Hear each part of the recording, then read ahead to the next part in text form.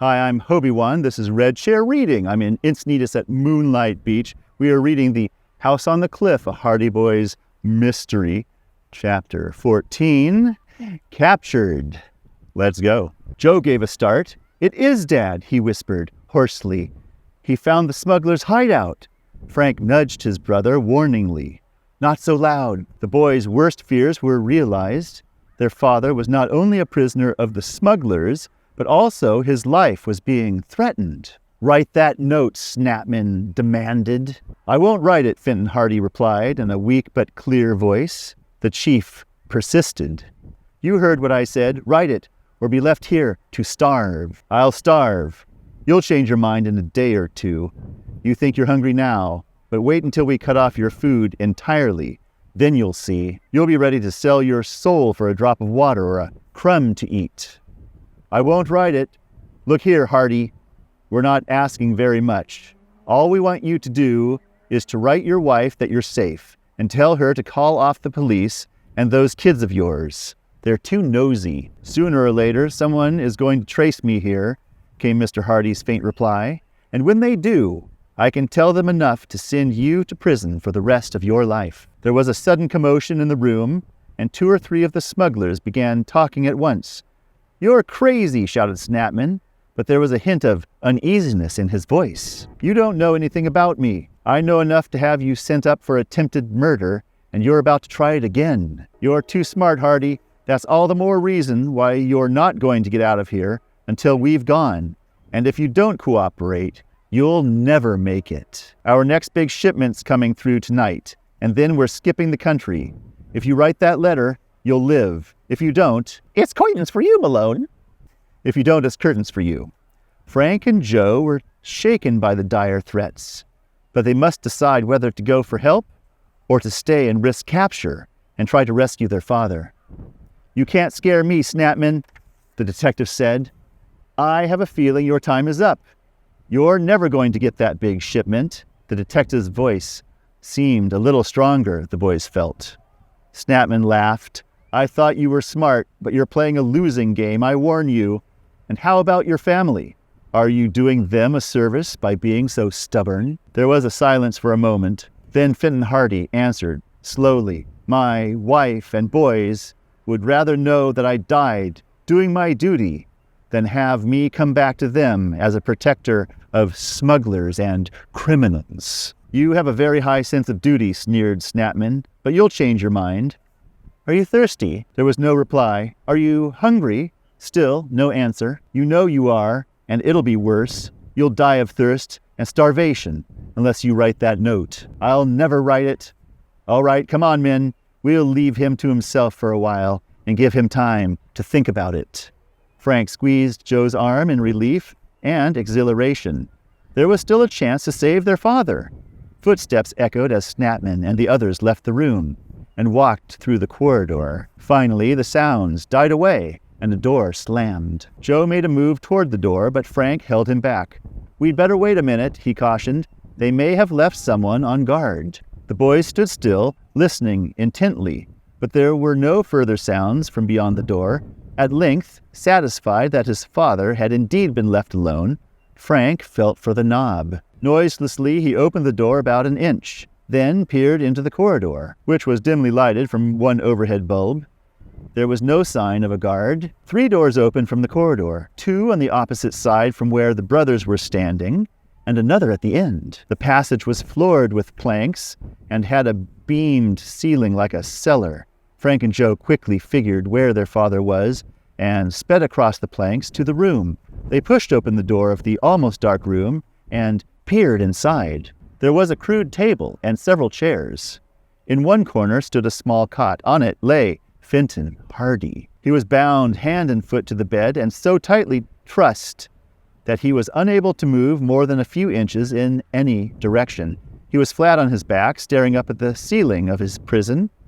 On a chair beside the cot was a sheet of paper and a pencil, evidently the materials for the letter Snapman had demanded he write.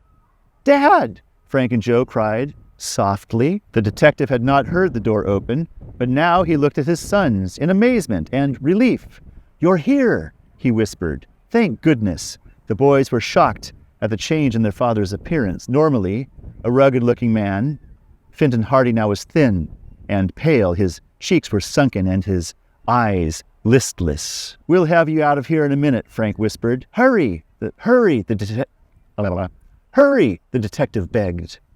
"Those demons may be back any minute." Frank pulled out his pocket knife and began to work at the ropes that bound his father, but the knife was not very sharp and the bonds were thick. Joe discovered that he did not have his knife with him. "It probably slipped out of my pocket when we undressed on the Napoli," he said. "Mine's gone too," Mr. Hardy told them.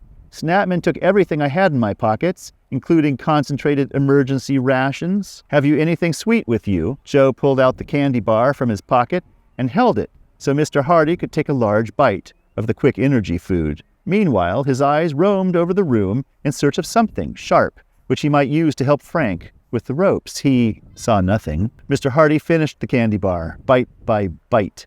Now Joe started to help Frank by trying to untie the knots, but they were tight, and he found it almost impossible to loosen them. Minutes passed. Frank hacked at the ropes, but the dull blade made little progress. Joe worked at the obstinate knots. Fenton Hardy could give no assistance.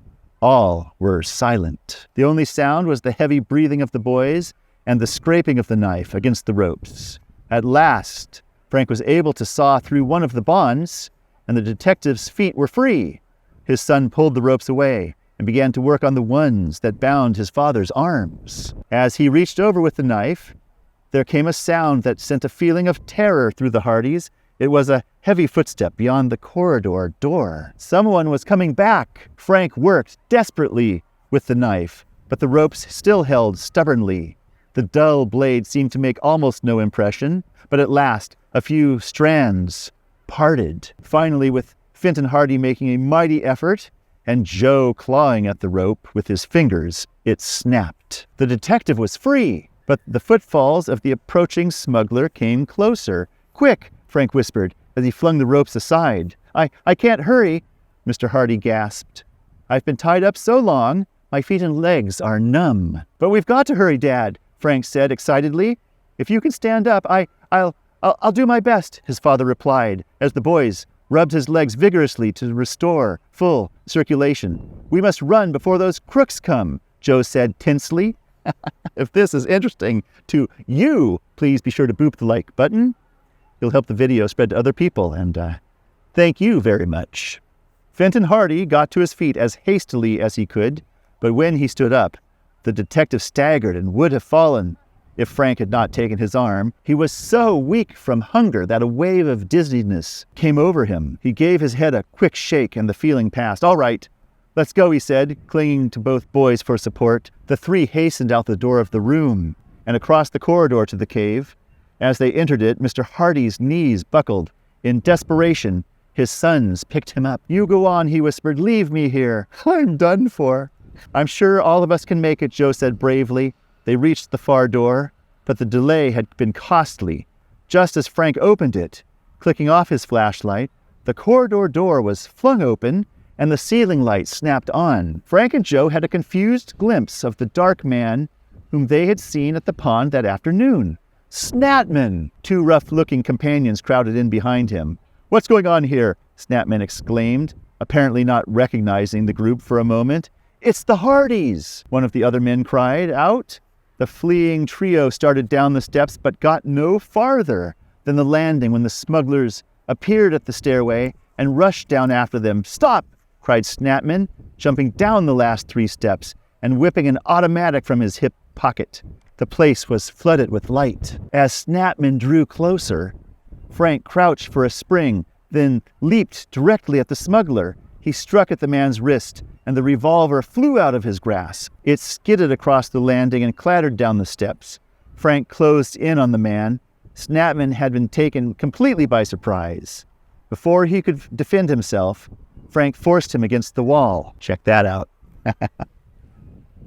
And Joe, in the meantime, with a swift uppercut, had KO'd one of the other men, and Mr. Hardy, whose strength had partially returned, was battling the third as best he could. But at this moment, The boys saw their father's adversary dodge to the wall and press a button. In an instant, an alarm bell sounded in the corridor. Within seconds, a new group of Snapman's gang appeared. As some held drawn revolvers, others overpowered the three Hardys. In the face of the guns, the father and sons were forced to surrender and return to the room where Mr. Hardy had been held captive before. Within 5 minutes, Fenton Hardy was bound again to the cot, while Frank and Joe, trussed up and unable to move, were tied to 2 chairs. And that is the end of chapter 14. Thank you so much for joining me here in beautiful Encinitas. Catch me again for chapter 15. Bye.